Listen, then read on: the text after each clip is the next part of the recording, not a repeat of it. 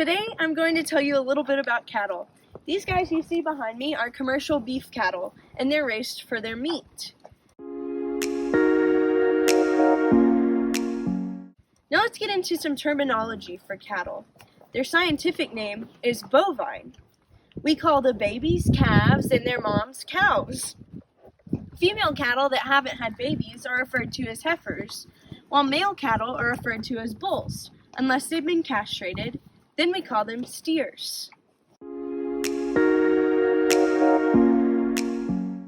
Now that we know some terminology about cattle, let me tell you about some different breeds and their functions.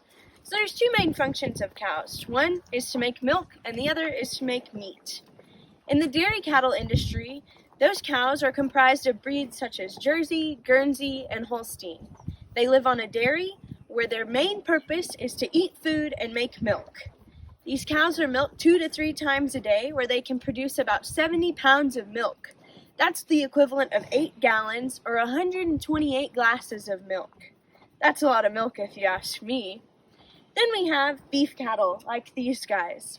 Those are made of breeds like Angus and Hereford. Their job, similar to dairy cattle, is to eat as much food as they can and to grow as big and strong as they can to make food for people.